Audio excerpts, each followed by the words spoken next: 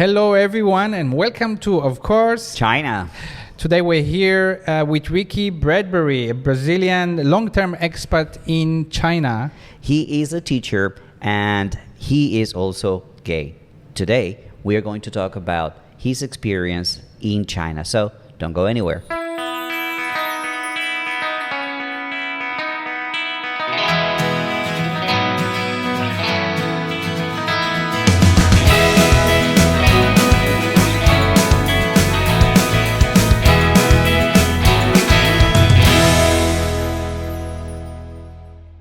Welcome, Ricky. Thank you guys for inviting me. I have to say we've been wanted to interview you for a long time. I even made a video after I talked with you, but it was just me in my studio. Thank you very much for being in this interview with us. We've been trying to convince you to be on the podcast for a while. It was kind of difficult at the beginning. Actually, you were our choice more than a year ago to be the first episode.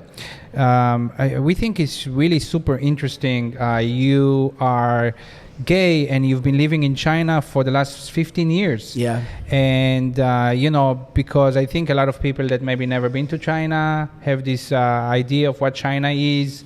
And I think they may think, oh, you can't be gay in China or something like that. Well, right? I thought the same before coming to China. You did? Yeah, I was like, oh my God, how can it be living in China and being gay and right. what it be like? What was difficult. Yeah, why did you think that?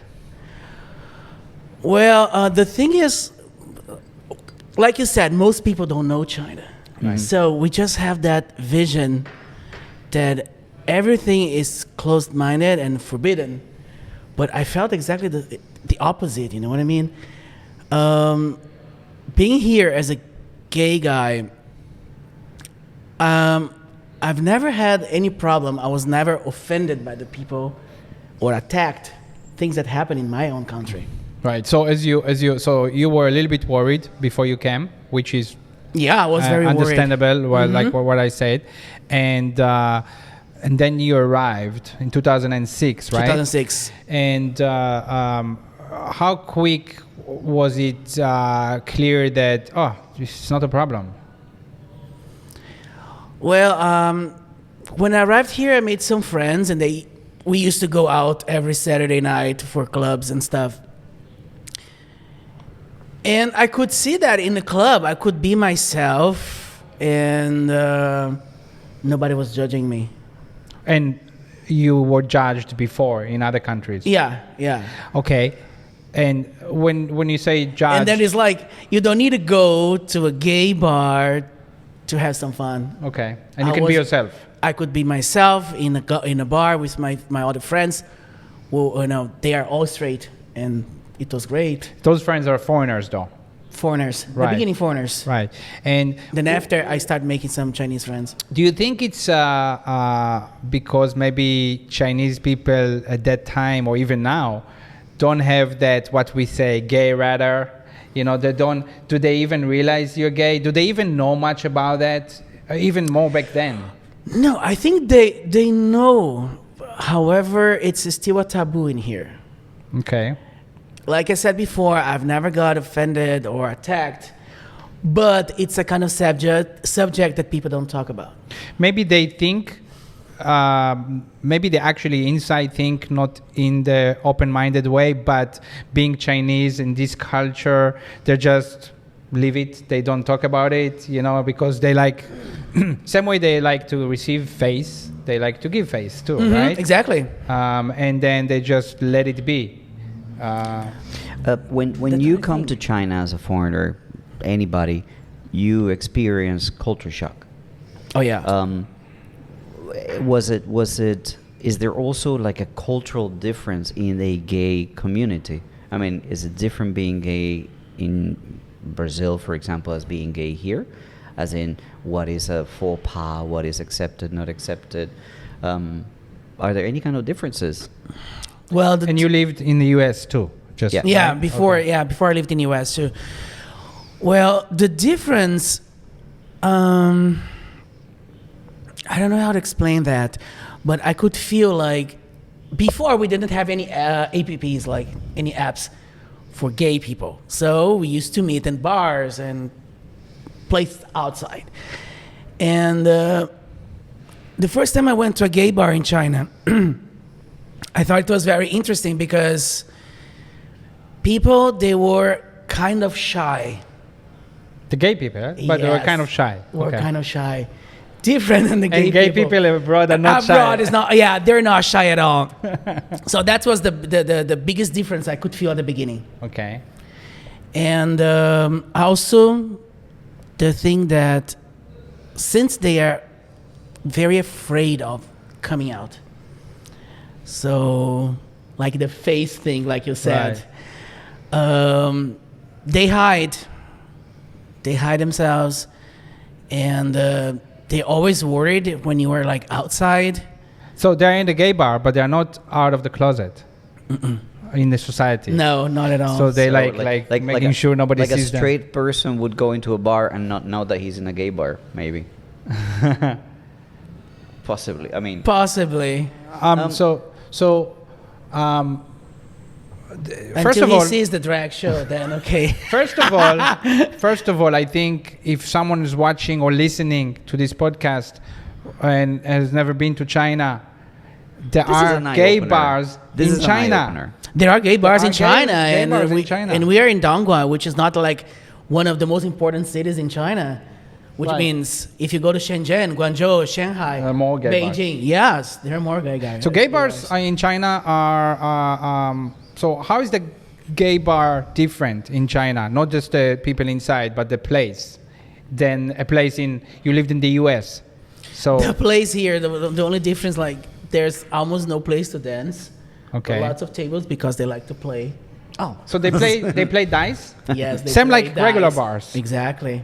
Interesting. Okay. Here in Dongguan, but in Shenzhen and Guangzhou, no, that's Okay. different. So you're like, oh, this gay bar sucks. Well, Nobody is dancing. that was exactly what I thought on the first time I've been there.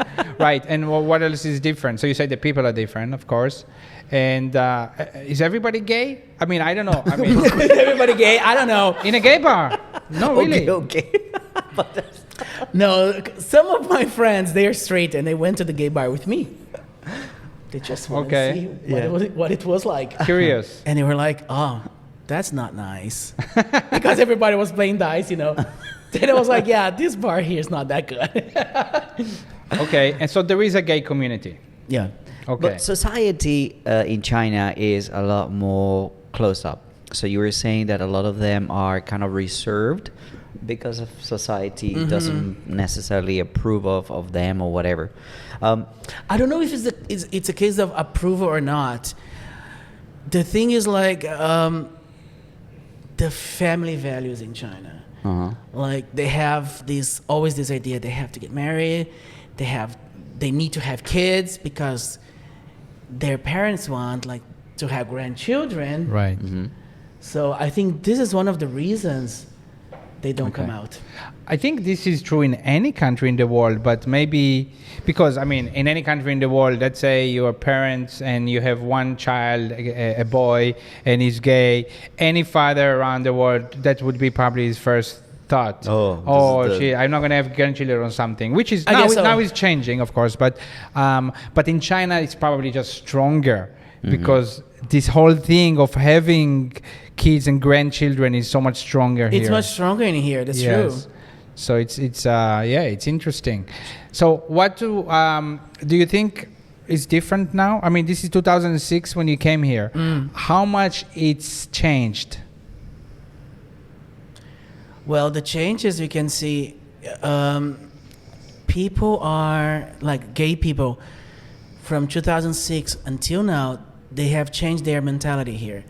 They're not so concerned about the family anymore. You can see many guys coming out and telling to their parents, or some of them just say like, oh, I'm not telling anything to my parents, I'm just gonna live my life. So they're not worried about getting married and having kids to please the parents. They're not gonna live a life that it's the life their parents want them to have, but like live their own life. Although they just don't say anything. They just really don't come out. Just So it's like maybe the parents know, Exactly. but we're not talking about it. exactly. Right. What about talking about a little bit the government side?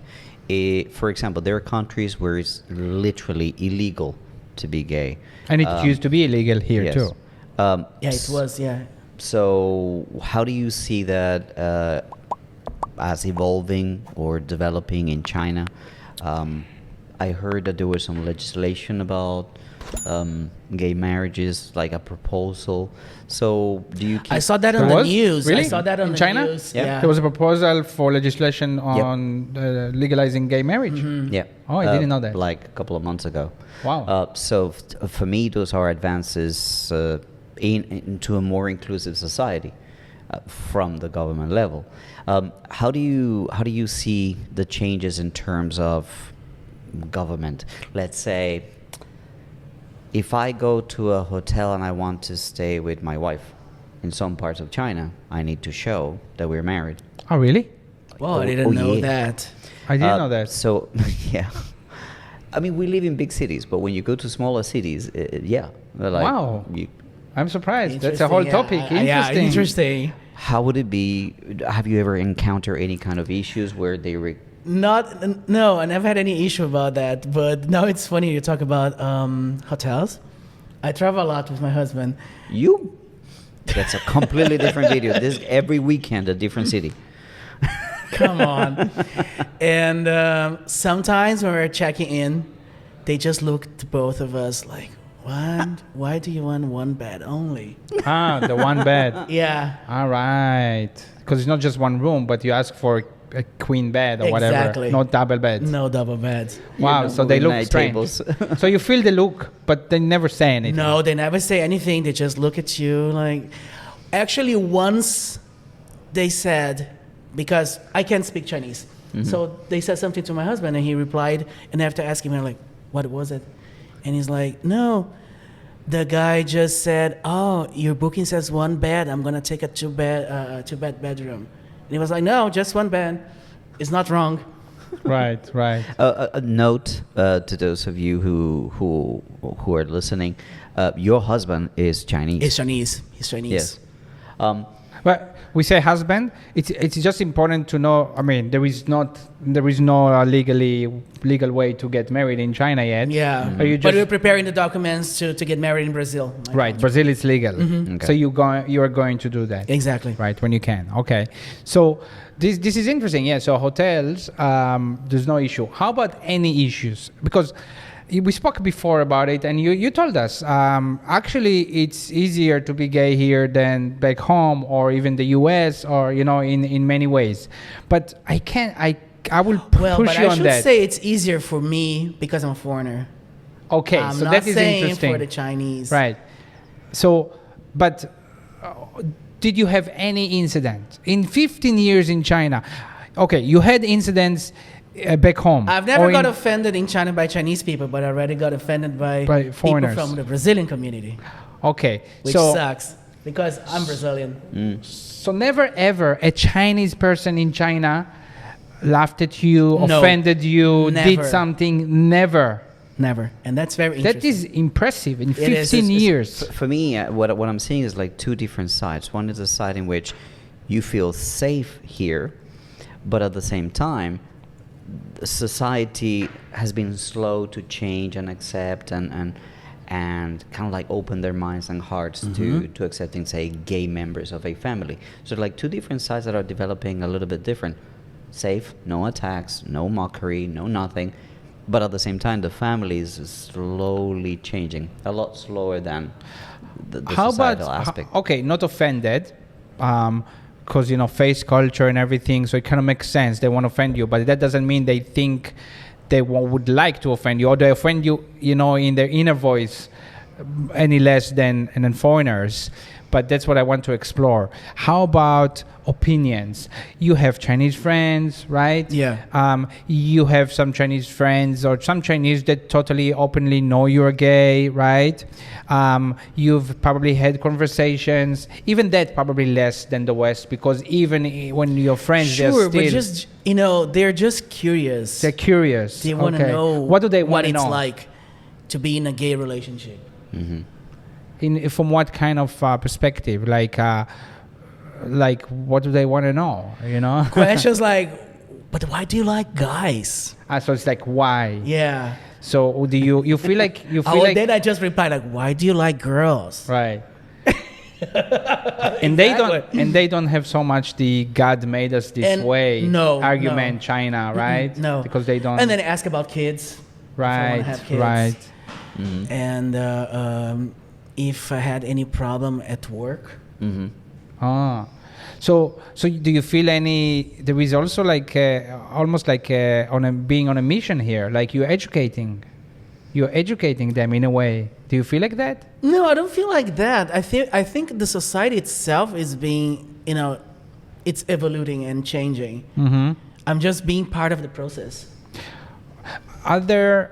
Okay, so I don't know there is statistically a percent of gay people in the world, right? I mean, because just people are born a certain way, right? Sure. Whatever it is, 5%, 10%, I don't know, whatever it is, right? I don't know if there And I is have really no numbers. idea. Yeah, but how about you think? I mean, I would assume China is the same. People are people all over the world, but I mean, you have some cultures and races get more of this disease than other disease. So there are differences. Do you think there are a smaller percent of gays in China, or is it the same thing? I think it's the same thing. It's the same thing? It's the same thing. Yeah. At the beginning, I thought there were too many gay guys in China, but actually, the population here is huge. It's big, yes. So It's just a matter of proportion. exactly. Yeah. We were talking about the origins of being gay. What about you personally? At what point did you realize or notice, oh, I'm gay? Or how did you get to that realization? At what age, and what was the process? Was it a difficult process? It was in a young age. I think every person knows about it. You can feel it. It's different. Because you can feel you are different from the other boys. It's kind of difficult to explain that. Do you like get more even for the attraction, the other boys will be talking about the girls, but you'll be looking at the other boys. Okay, Ziv, at what age did you realize you were attracted to girls? Right, because it's the when same. you're kids, right, the girls and I the was boys here, thinking right? about that, So there's but when that we were very separation. young. But at some point, you become like, we're boys, we're supposed to hate the girls. But then you start liking the girls, and then you start to like. You realize that you like girls at a certain age. For me, it was around 8 or 9. I think it's starting around there, but more or less, right? And there's 8, 9, another 10. there's another point that is interesting. Is like most of boys, they like to play with boys. Yeah. Yeah, that's what I was saying. At But a young Do you age. like to play with girls? Yes. Right. Because you're more. So I like playing with girls. so basically. No, I like to play with boys too, but like I also like to play with the girls. And Like I didn't make the difference in my the head. girl, no, because it's just like you said. Sometimes we think like, okay, we have to hate the girls Yeah, exactly. because we are the boy, like Yeah. the group. But in my case, I used to play both, but I don't know. The girl side was kind of more interesting to me. I think you probably felt more Comfortable. natural, comfortable. Exactly. So basically, we're saying gay people have a stronger feminine side Not necessarily. than guys that Because are there's not two straight sides guys. of being gay. You can be Exactly, because I have a couple friends and you can tell they're gay. Right. At what age was your first kiss? And was it a boy or a girl? It was a girl. So you were saying that you were trying to not be gay at a certain Yeah, at the beginning I point kind of fight because- against my feelings. That's true. because that was not the norm to be gay anymore. Yeah, I couldn't accept that in myself. You were worried? I can't. I just can't. But then I saw it and it didn't work.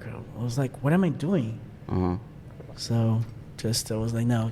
Do you remember the moment where you told the world? Was there a moment? Was it gradual? Yeah, I think I was like 16 when my friends all knew about me.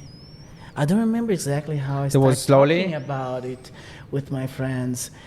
And I just know that I was very well accepted by my friends. Your friends that are straight? They're all straight. Yeah. And it was okay. Was there any like... Even the boys, the guys were saying like, why are you telling us, Rick? We know that. Yeah, exactly. So there was, yeah. How about parents? Well, that was a little bit more complicated. Yeah? Yeah. It was hard? Yeah, it was hard because they just found out I was on the phone with a friend of mine and telling things on the phone, and my mom got the phone in the living so room. it was like an and accident. She Oh. found out. She found out. And how was it accepted? At the beginning, it was hard. Hmm. But, well, like you said before, the 90s was complicated everywhere for gay people. The 90s, yes. So, of course, it was shocking Yeah, sure. and not easy at the beginning. But I knew it would be a process that the whole family needed to go through. And I can say that nowadays my mom is like my best friend. But that's great. That's normal, right? Process is a normal, especially back then in the 90s. Exactly. Especially shocking, of course. Even if you're an open-minded person, you may still be shocked. And That's true. it's normally way better than stuff you hear or you see in movies, right? Like parents that disown the kids, or even wars, right? So yeah, so did your life just suddenly get better? You could be yourself. You. Yeah, that's true. Even though it was very hard the way they found out, deep inside I could feel much better. Because I was like, well, Like a now I don't weight. have anything to hide anymore. Right. And well, with the friends was really funny. Like I said, like the guys, what are you talking about? We know that, so you don't need to tell us. How was so? What kind of those bad experiences that you don't have in China, but you had back home, even later on when you're 20, you know, and Especially when I was at school, just being kids making bullied, fun. Yeah, bullied. for bullied, sure. making fun of you. Yeah, in middle school. Middle school. We were It's very talking- interesting. The middle school I studied was exactly beside my house. And every time I go to Brazil to visit my family, I go to the same place. And I just look at the school and I don't feel good. It brings me lots Scars. of bad memories. So you were laughed at, called gay before you came out, right? But you were resisting at that point. I'm not. and I'm the not boys gay. used I'm to not hit gay, me. right? Hit the faggot. I was like, And you were like, I'm not, before you came out. I never said I'm not. Okay, But I didn't say I am. I was just right. quiet. You were just suffering that Exactly. abuse. How about the U.S.? And then I couldn't tell the teachers what was happening You couldn't. because I was ashamed. So it's like you said, I was suffering quietly. It's a tragedy, really. It's like, you know, In high school was different. like we spoke before about, you know, I have my story, right? I have a cousin that was married with 2 kids for many years, and then a few years ago he came out, and he's married now with a guy, and he's happy, and family supporting him a lot, no problems. His kids, no problem. And then I have a more interesting one, my mom's cousin in the US, an Orthodox Jew, like with a whole hat and you know, religious kind of person, very religious, 4 kids, and suddenly came out also a few years ago, and now he's like not Orthodox, That's impressive. not religious Jew. I mean, I think I actually think he's still strong on his beliefs. I see him on Facebook. Still, believes and follows some of the, the Jewish rules and those things. Probably still prays and those kind of things, but it doesn't look like it anymore, and he lives with a guy now, and I'm sure he's much happier. So, the tragedy of not of everything you said, but also of people that could not come out for so many years, and maybe some people all their lives. Because what they're afraid of society, they're afraid of what their parents would think or do, they're afraid of all these things, and they live in secret, and they're probably, I can't even imagine the misery inside. Exactly. Of not being yourself. The longer in life you live like that, the harder it is to break away from Probably. it. So if you, kind of like in your case where you come out and you accept it and you're, okay, I'm just going to be my own self in my own skin at an earlier age, then the easier the changes will take place, the faster, the smoother changes will take place, at least for you and your life. I wanted to ask you, you mentioned something interesting. You said that the 90s were difficult for everyone in the gay community. What was your first recollection of learning, for example, about HIV and how it was extremely serious for the gay community back in the 90s, 80s? Yeah, it was very scary, especially because my uncle, he died of AIDS. Okay. And he was gay. I'm sorry about that. I didn't know. It's okay. So it was something very close to me. So I knew it. Yeah, it's happening. So that was before you were a child, or? No, I was already in high school. It was in 1993. Was your uncle a source of information or a path on, because you said that he was gay? Was he openly gay, or did he help in No, any he way? never came out to the family, but everybody knew that. He used to live with another guy, his Okay. best friend. Okay. Okay. And then he got AIDS. Yeah. And that was known. People know. So so to make the connection. And those days were something new, like. And then you came out after that. That must have made your parents very scared. So exactly what Fernando was asking, people around you, especially having this case in the family, it must have made it harder. I know. Like I said, it was difficult when I came out. And my mom, she got very, I wouldn't say sad or angry. I don't know exactly. Worried? After she told me, but I couldn't understand her feeling. First, I thought, okay, she's pissed. But no, she was worried. Right. And then she told me, I was worried at everything you have to go through. True. I mean, I think that a lot of parents actually see like your life is going to be very difficult because of society. And perhaps that's part of the suffering and the adaptation that they have to go through. Now, talking about AIDS and China, because I have no idea, was it a big problem? Is it a big problem? Is there education about it? I don't know, actually. I can't. The communities. Yeah. I think aware. AIDS, yeah, in the back then in the 80s, 90s, I think it was mostly education, right? Because using protection. You remember how close China was up until the 80s, right? And the opening to any kind of information was gradual. So perhaps, just wondering. You mean in China? In AIDS China. in China, you Yeah. mean? It's interesting, right? Because when we do the health certificate, Yeah. when we do the health certificate for the visa, for our residence visas, we need to do the health check, part of the process, and they check different things, blood, and they check for AIDS. They check for AIDS. They don't check for drugs, but they check for AIDS. Exactly. And I guess if you have AIDS, you're not getting the visa?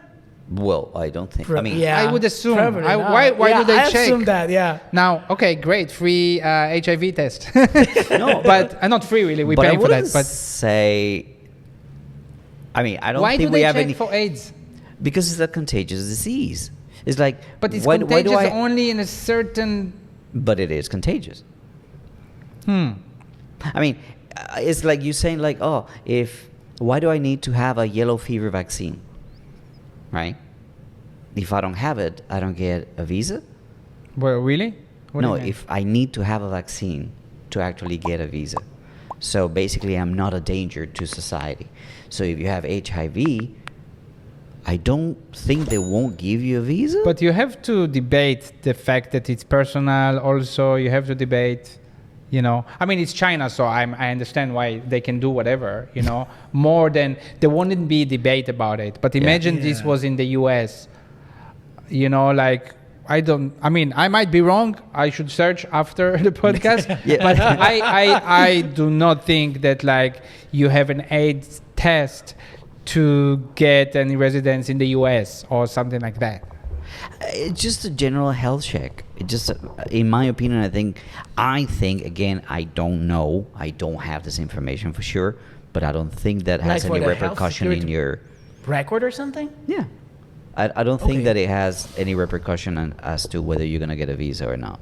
I don't think. But I mean, I'm not huge on, all these. Some people are really like privacy and, today there is a big debate on it. So personally, I really don't have an issue of them checking for AIDS. I'm like, great, I can also know that, Sure. But I think some people would debate the morality of that or something like that. Yeah. Ricky, I wanted to ask you one question. We were talking in preparation for this video about there are different kind of gay people. There are gay people that you can tell they're gay, and there are gay people that you never know until they tell you. You, in my opinion, There is also people that you think they're gay and they're not. And they're not. Exactly. That's in this True. argument, Yeah. in this discussion. good point. You, in our discussion, we were saying that you probably fall into the category where I can tell you're gay. Okay. Right? When we see you, when we hear you. Have you always behaved like this? Have you? Okay, that's a really bad question. Sorry about that. I'm No, trying to it's- be as I we're mean, it friends. is a We know each other behavior. for. It is a behavior. It's Sure. We all have our own behavior. Exactly. I'm saying, I mean, the No, way, I've the way always been you- like that. The way you talk, the way you walk, the way, for example, even when you smoke your cigarette, there is a feminine way of doing it. Do you know what I mean? I know. That's always been like that? Yep. Okay. So you were trying to suppress it at that time in the middle school? When, you know what I mean, right? Like, because you were bullied because of that, really, right? Yeah, exactly. Yeah, and that you're fighting your own natural behavior. My instincts, you know. Must have been hard. Yeah, I can only... No, yeah. it was hard, yeah. Yeah. Hard time. I ask you a question that, again, a lot of people may be asking this question out there, and I know how ridiculous that question sounds, but I would like to put it out there so that we all learn from what we're going through. Can society make somebody gay? No, because you don't become gay. You are gay. Or you are or you're not. For So example, society doesn't make you gay. some people argue that if, for example, a gay couple adopts a child, that's going to affect the kid. No, because my mom and my dad, they were straight and I became gay. I'm gay. But that's I a good... didn't become, that's, actually. that's, I'm that's, a gay. good, that's a good topic, right? Because I think... So it doesn't matter if a gay couple just have a kid, the kid will not I be. think that the only effect would be that the kid would be more understanding of gay people. Exactly. more connected with his feminine side, because we all have feminine side, even straight people for sure, probably not connected to it enough even. But that's a great topic because It is. people do talk about it. I think that's one of the issues of people that are opposing, I would say close-minded, darker people that are opposing the right to adopt. The gay people right to adopt, and in some places, right, that it's not legal, and it's I just- even saw some comments in the news. They were interviewing some people. It was in the U.S. And then one woman said like, "No, I'm totally against it. Like gay couples adopting kids. Yeah. Totally against it because the kid might get raped." that is, Excuse me. can't even know Excuse me. where to start with how wrong. Did you just hear Even my wife interviewer laughing? was like, "What?" Reporters like, I would argue that Clean my microphone. statistically, gay parents would be a safer, better environment to raise kids. statistically. Yes. Why? Because, like, okay, so I lived in New York, 20 years ago, and Me too. 20 years ago. and I was working in moving, and whenever we moved a gay couple, the quality of the people, statistically, quality of the people were better. They always had good jobs, they always had good life because they didn't have kids back then, actually, right? They had good jobs and no kids, and But what I'm More saying money. is that Exactly. you can see a lot of, at least maybe from my experience, gay people are usually smart, clean, organized people. You know what I mean? And above all, they really want the kid. It's not like, oh yeah, we just have a kid because everybody have kids, men, husband and wife, Gay people, when they adopt, they want a kid so much, So I would argue that It's probably better. probably even better Home. And like you said, they would be more understanding. They would definitely be open-minded kids, not just towards gays, but probably in general. Of course, because they know that a family can be a mom and Yes. dad, or two dads, or two And moms. the love they would get from parents, statistically, probably more than an average, Yeah. Will Wikipedia this statistic? Yes. I have another question that I wanted to ask you. I know because you called on my show to talk about religion. Oh yeah, I I'm remember. not yet. Did you're a very religious person? Yeah. Catholic. I'm Catholic, yeah. You're Catholic. How was it for you being Catholic and practicing? You practice, you go to church, and being gay.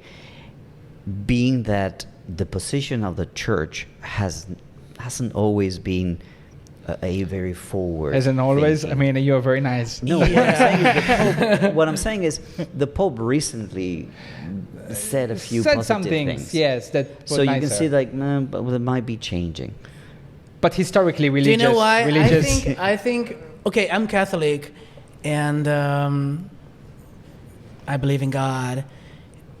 But churches, they're made by man, so it doesn't really affect me, this negative part in a religion, because even though I like going to church sometimes, I believe in the things they're saying, but some part of church, it's just made by man. It's not like God I think a said lot that. of part of Exactly. So Yes. you can't really follow 100%. It doesn't deter you from loving God in your No, opinion, not at all. I have my own religion, and it doesn't affect me just because I'm gay. Would it? Say Would I it- have a ring, Yeah. and one father blessed my ring and my husband's ring. This is makes you, in my opinion, makes you more even a truer believer. Because you do it in spite of all the things that are against, that are making you resent it actually, but you still believe in your heart. And one of the most beautiful things I've seen a few years ago when I traveled in the States, in New England, there are churches that support gays. There are I saw a church with like the gay flag outside. I saw it in supporting, LA that are welcome 2 years ago. here. It's really nice to see because you don't expect that. I have a lot of resentment for religion for many different reasons, but when I see something like this, I'm like, I feel good. I feel like, okay, there are some churches, some religious. I'm sure there are some also Jewish religious But people that are open-minded. And, It's like the day this father blessed my wedding ring. I just came to talk to him, and I said, well, the thing is, Sorry, where was this? Where? in Brazil, Okay. I said to him, like, the thing is, I'm gay, I'm gay, and I want to get married and have my rings, So I'd like to know if you can blast them. But if you can't, I totally understand. Oh, okay. And then he was very nice. He was like, of course I can do that. So he was Like, an open-minded priest. God loves us all. That was his reply. So it was like, yeah. Wow. It depends on the person. Yes. Shall we take a break? Sure. Let's take a very short break, and we'll be back with Ricky Bradbury and talking more about, well, his life in China.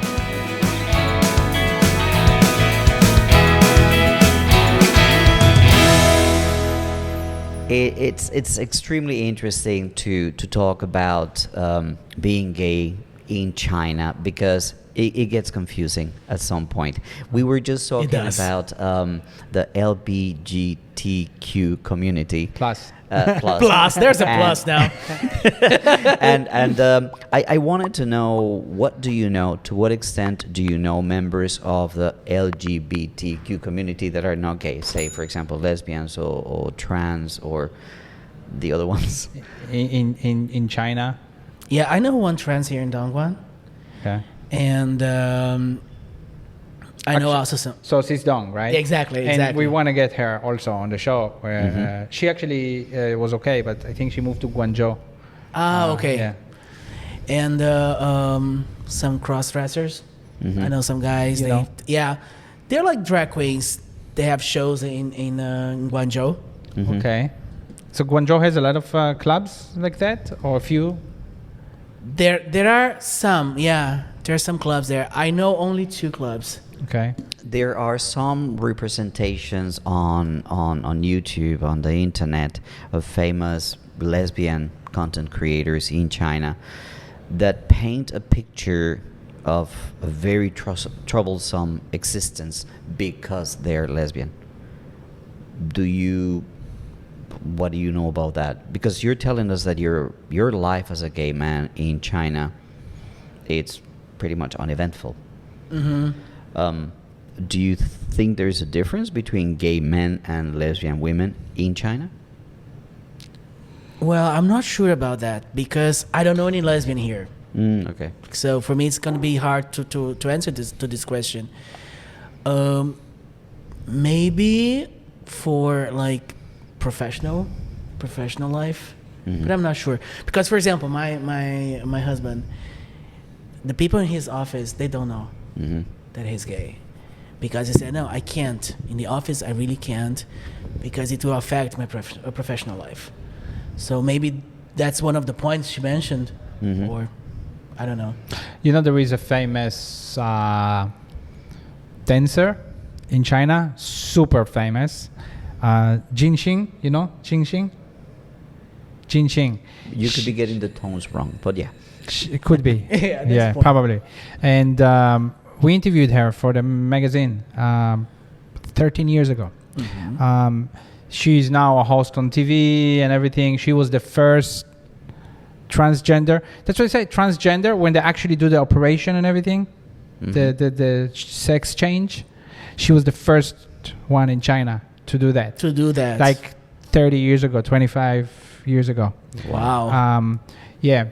And she's accepted. She's famous and she's a celebrity, and she's originally a dancer, and now she's a host and everything. This is one of the things that this is why I like doing this kind of shows, because people don't know these things. Right. People don't know about how similar and what parallels there are between life in China and life abroad. If you told somebody that there is a transgender famous person on TV, you'd be like, what, in China? Right. And Exactly. I would have loved the and same- accepted. Yeah. I would ask the same question before coming here. I'm like, what? In China? I bet that in Shanghai, cities like Shanghai or Shenzhen, be very open, right? Yeah, Probably a lot of. I have some friends in Shanghai, and they say the city is very open. We were talking during the short break about some of the language and the references that are hurtful and that we have grown up is like vestiges of a very macho society that a lot of people grew up with. The And language. Language, Yes. Language itself, yeah. And there's one thing that I find really interesting, at least from the Spanish culture, from my country. We call a very good friend gay. As in, not being gay, but we call them gay. The word in Spanish is marica. I could call my brother marica. Marica. Hey, marica, give me the hot sauce. Hey, marica, whatever. Like, that sounded bad. Marica, give me this, give me that, do this, do that. It just doesn't have that connotation. It's a slang. But at the same time, it depends on the tone. Right. In Hebrew, in Israel, homosexual, it's a swear. It's like you want to laugh at someone or bring him down, or even though you know he's not, but it's like, so this is and I think I've done it, when I was a kid, and I was saying in the break that this language is so rooted in us. Exactly. And we often say, if we're unaware, if we say the wrong things, even in terms of sexism, in terms of gender inequality. Think about how we were thinking, okay, how do we introduce this show? Right. Are we going to say the wrong thing? But that's the thing, because we are aware, that is a good thing. That is being conscious. That's Sure. a good thing. Like, how should we introduce Ricky, right? Because we want to be respectful. There's all this concern about it. Yeah, there is concern. And I think it's a good, and Ricky is like easygoing. He's like, guys, whatever, it's okay, which is great. But we did ask the question and we did bring it up, right? Some other gay person may have more concern about it. The question that I wanted to get to was, are there similar terms in Chinese language? We know that there's a term for gay, but are you aware of any of these? I'm sure. No, I'm not aware of it. No, If seriously. somebody in China can leave a comment in the comment section down below, or if you're listening to this on our podcast, leave a message and let I'm us sure know. there must That would be be. great, yeah. What are some of the terms, the positive ones and the negative ones, just from an educational standpoint? We would like to learn and be aware of these Because things. Chinese, like we talked a lot about, the Chinese culture is a lot about face, and I think that's one major reason why it's actually easy to be gay here, right? Yeah. But Chinese people also speak behind the back, like any society. But when you speak, with friends, maybe the person is not there, then there is no face issue. Maybe Then the more language real. comes out. Yes. Uh-huh. So maybe some of what we think, what we spoke about today, and what we think we know, maybe there is another side to it. So maybe some people, watching, some of our Chinese audience can elaborate in the comment section. Yes. Okay. We also wanted to explore other dimensions of Ricky Bradbury. Right. So why don't we talk a little bit about Why you came here? Yeah. Your life in China as a teacher. Yeah, so- it's uncommon to be well, you've been here 15 years as an English teacher, Exactly. and you're Brazilian. I'm Brazilian. How about that? Why? How come? You were a teacher before as well. I was a teacher before, yeah. I studied in America. I studied in New York. And then I went back to Brazil and I started teaching there. Okay. And I had a student who came to China, to live in China. So one day we were talking we were on MSN, I think. Like, Understand? Yeah. Messenger. Remember? Yeah, the messenger. Dinosaur. Yeah. Exactly. And then he said, Ricky, why don't you come to China? I was like, you gotta be kidding me, right? I'm not gonna cross the world or something. He said, I'm sure you can have some students or a funny school where you can work. And well, that idea stayed in my mind for like 1 month, I think. And then I just thought to myself, yeah, why not? So you came to Dongguan I came to Dongguan. with a job already, or no? No. Just came. Yeah. So you just did a tourist visa or whatever, and came here. I did the business visa. Business visa. Where did you land? Hong Kong? Hong or? Kong, yeah. Okay. Hong Kong. And you bought the visa at the airport? No, at In Hong Kong. Yeah. ferry boat. I took the ferry boat You got the visa at the, Yeah. at the Shenzhen, you got the visa? Shenzhen, yeah. Fuyong, years. Fuyong, Those years were crazy.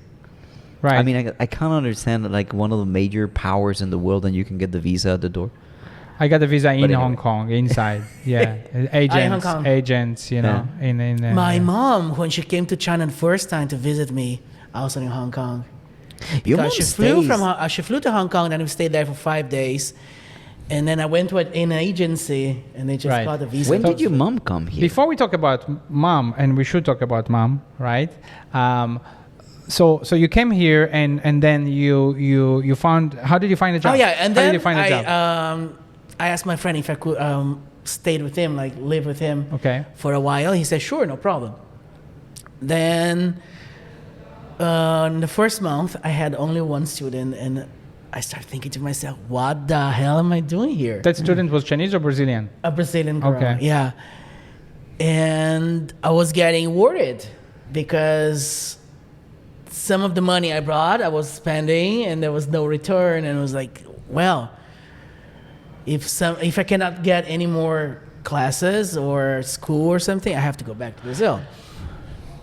And then it was funny. One day, the air conditioning broke, and it was like hot day. Well, it's not hot here, right? Oh no. No. Not at all. South China. Yeah. And then this friend of mine said to me, "Oh, let's sit outside and have some beer or something." I was like, "Okay." So we were outside drinking, and then this guy just passed by, who was the guy who worked in the company in Brazil, where I also used to teach. And he looked at me. He was like, "Ricky, what the hell are you doing here?" It's like, "I live here."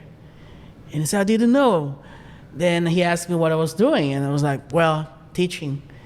And then he said, "Well, we are opening an office here, the same office." Which company? I probably know. CGA. CGA. Okay.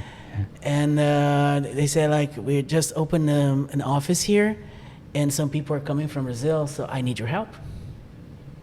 Because that is very interesting about Dongguan. There are many Brazilians, and back then, more than now, they couldn't speak English. A lot of them, maybe most of them, couldn't speak English. So when I came here 2003, my first income source was teaching English to Brazilians as well. See? And Brazilians here, they can speak only Portuguese, no Chinese, no English. Quite remarkable, I would say. So that was your Well, this is a big problem in our country. English? The educational system regarding like a foreign language.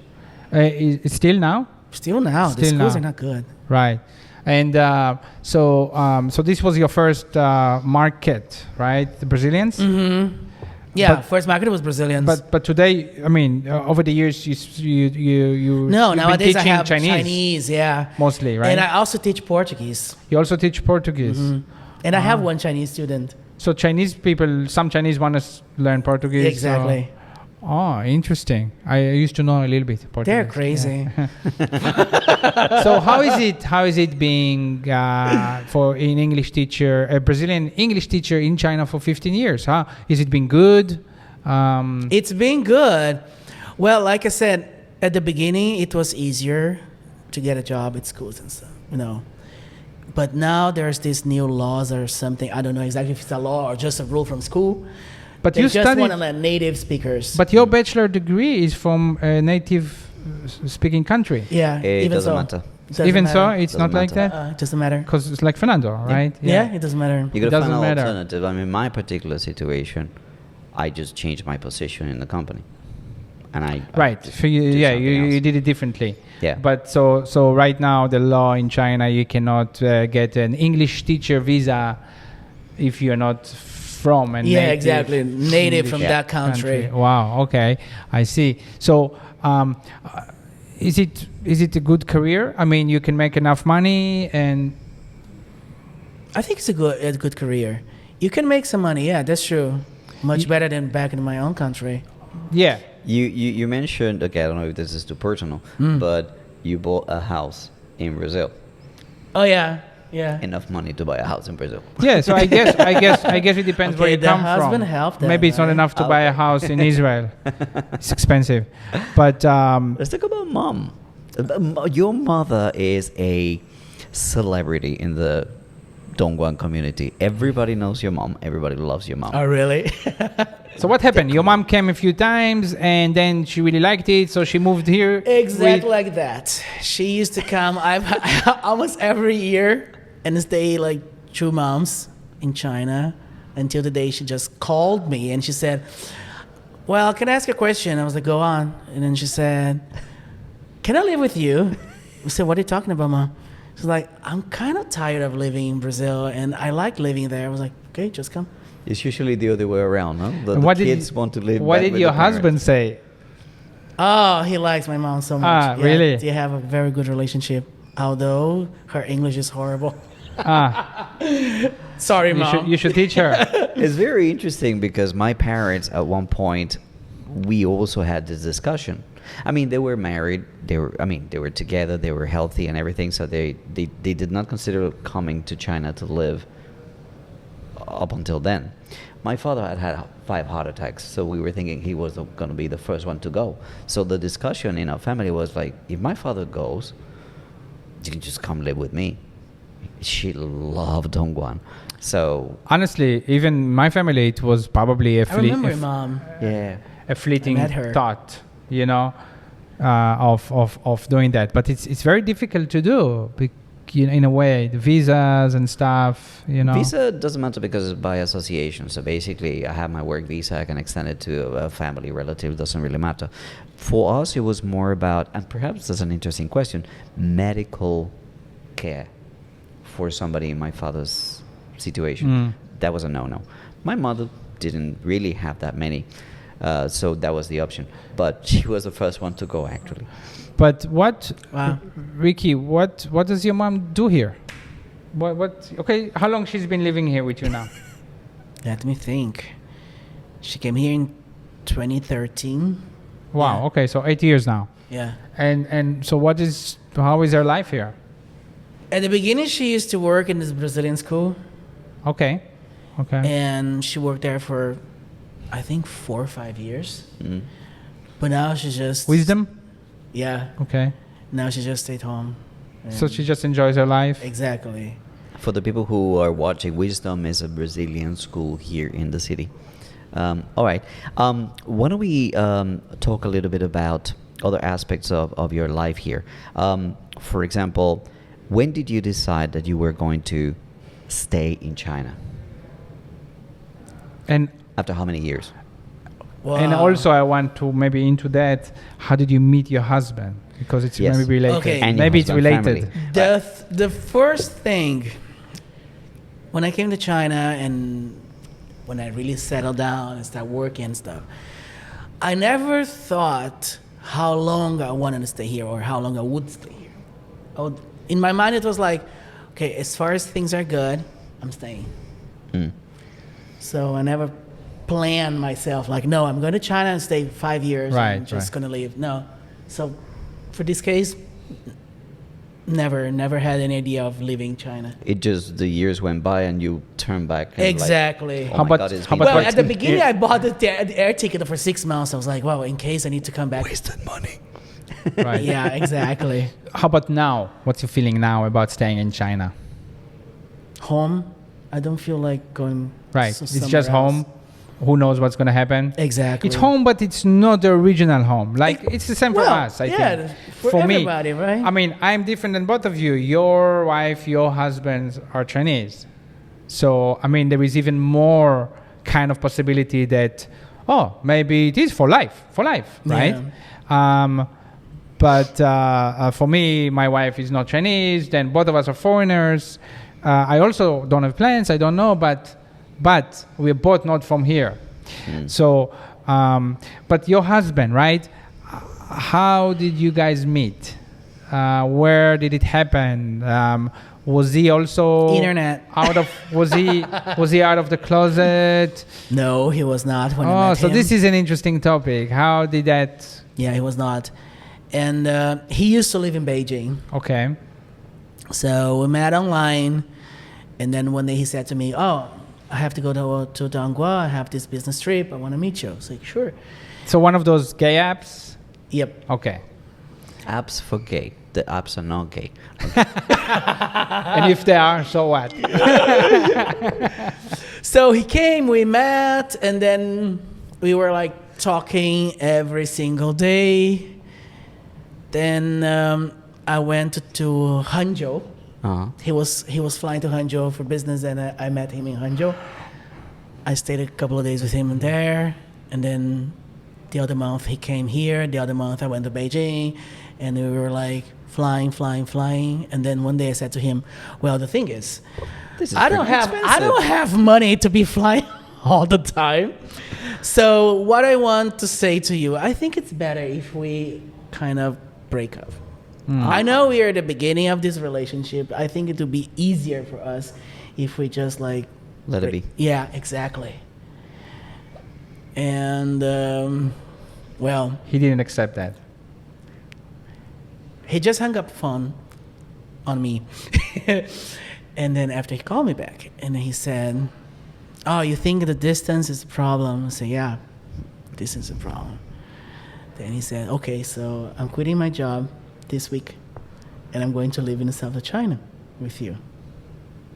Man, I got so scared. I was like, "What am I doing now?" Yeah. Because like the guy is like changing his life for me, but do I really want that? Am I ready for a relationship now? All the things came to my mind. And then I said to him like, "Hey, I think you don't need to be so fast." Was it his first relationship? No. It wasn't his first. No. Okay. Okay, I'm sorry. Was it his first relationship with a foreigner? Yes. Okay. Yes. Okay. Do you guys talk about the differences between a gay relationship with a Chinese man or a gay relationship with a foreigner? Does that ever come we up? never talk about that. Okay. All right. So Was it your first with a Chinese person? Your first relationship Yeah, with a Chinese? exactly. Oh, so everybody's first. So what was that? The first person. So was it different than with a foreigner, or what did you feel? I didn't feel any. Well, Foreigner with someone like you. exactly. like No. I understand the meaning. At the beginning, I thought he was a little bit too conservative, you know. Mm. And but that's an appeal. exactly. Might be. It might be. I see. And it's interesting. Last night I was talking to him, and then I described the day we met, and he was like, "Oh my God, you remember? So many things, even details of that day." I was like, "Yeah, I remember." You that. guys don't. I mean, you don't always live together, right? Because No. He works in another. Or you work in another. How? Because I stay in Dongguo like 3 or 4 days a week, and then the other days I'm in Shenzhen, so I'm always in between. Because of work. Where is he from originally? Beijing? Mudanjiang. Oh, for real? That was my first Where? job. You gotta be Mudanjiang. kidding me. My first job was in Mudanjiang. This big. Uh-huh. So he Throw a now stone, hit he's Russia. now he's out. His parents they know. Yeah, his mom How was knows. that? How His was mom that? And knows. his cousin as well. How was that? I Were asked you him. there? We were already or- together when he came out to his mom, and I asked him like, "What was it like?" And he said, "Oh, not that difficult," but he didn't mention the details. Uh-huh. But he just said she accepted very well, like we said before, like, "Okay, I already know that." So like, You're like, Right. I could have guessed it. You guys think of ever adopting kids or having kids? Or? no, we already got this conversation. We are not getting kids. No. No, we decided not You to. decided have not kids, to. Okay. You think it would have been different for you if it was in a relationship back home with a guy? I don't think it would be different. Okay, it's just you. No, it's your just- type of people just deciding. Yeah, we just Same decided. like some straight couples. decide Exactly. the It's same like thing. some Right. straight couple. They just say, During the break, we were talking about this gender kind of like social things, right? Like if you're the wife, you do this, and you're the husband, you do that. How does that work at home? Like how do you, But for it's example, kind of a stereotype vision, right? Right. It is. Of course, it is. I know, but just entertain my thought. How do you guys, for example, handle money? How do you guys handle chores? How do you guys handle whatever decisions that need to be made? The gay people watching Financial. this would be, Fernando, come on, really? I don't know if it's different. I'm just saying. The But cleaning different part, than we what? hire a That's the cleaner. thing. Different than what? Different What than- is it with straight couple that is? You're talking about the stereotype. Uh-huh. Is it different than the stereotype Yes. of straight? The mom, the wife cooks and blah blah blah blah. You And know, and the yeah. husband. You're talking about the Yes. stereotype, right? The- Because it- clearly, Does it follow? it's Does your family follow a stereotype, or not? No, we share the things like,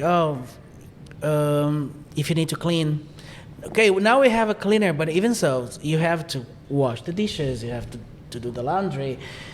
Do you have a checklist, as in you did it on Monday? No, we don't have a checklist, but for example, if I'm cooking, he washes the dishes. Or if I he's try cooking, to have that in my, So actually, relationship. so actually, it's much easier to not live in the stereotype if you're a gay couple, because you Oh, don't definitely. have that starting point of the stereotype, guy and a girl. Yeah. Right. So True. it's easier to believe more Definitely, at this with point, yes. equality, which is interesting. What is the age difference between you and your husband? 9 years Oh wow. You being younger? older. He's gonna kill me. No, it's Right. okay. We know we're gonna have one view of this podcast. His husband. His English was always good when you met. Yeah. Yeah, Mhm. His English is good. It wasn't an issue. Okay, so The you issue still, is my Chinese. I can't not speak. good? No. but that's not the problem if he speaks English, right? Yeah. Okay. Well, sometimes depends where you go to. All right, Ricky. I think that we could technically go on and on and on talking about this, because there's so many things that we know about each other and that we want people to know about you. Unfortunately, there is a limit of time Right. in our busy schedules, yours and mine. So we're gonna have to wrap it up here. Yeah. But if you guys have any questions, anything that you would like to know, Ricky follows our channel, so you can leave your comments and we Yeah. can interact and get And to know for more sure. that you And- guys want to know. Yeah, and this was super interesting. I hope we, if we did say something wrong or we offended anyone watching, that wasn't our intention. Sure. Conclusion-wise, something we already knew, right? It's another thing that it's a misconception of some people about China that you can't be gay here, or it's difficult to be gay here, or you'll be suppressed or something like that, right? Ricky is a live example of that. And as always, if you have been listening on the podcast platforms, thank you for listening first, and take a moment to leave the review and subscribe to the channel. And if you want to watch us, you can also see the link in the footnotes below and go to YouTube to watch this episode. And Well, you know what to do. If you like this video, give it a thumbs up. If you like the content of our channel, then consider subscribing. And if you do that, don't forget to hit the bell button to be notified whenever there is a new video out. any last And, words, Ricky? No bell. I'm not even giving you a chance. But any last words you would No, like to say? I just want to thank you guys for inviting me to come here. It was a pleasure, and it was really nice to share my story with everyone. And one last thing, thank you to Martin's Restaurant for having us. We're sitting here on the third floor. We did one podcast here before with Stone Paper. Bliss, Mr. Bliss, right? And it was in the first floor, and there was a lot of noise from the street. And now we're sitting in the third floor, AC, quiet. It's nice. That's why you We see learn. he's not sweating. We learn. So thank you, Martin, for hosting us. I have a feeling we will come back in the future for more episodes, since it was really comfy here. Yeah. Indeed. And until we see you or talk to you next time, This this was has been, of course, China. Bye-bye. bye-bye.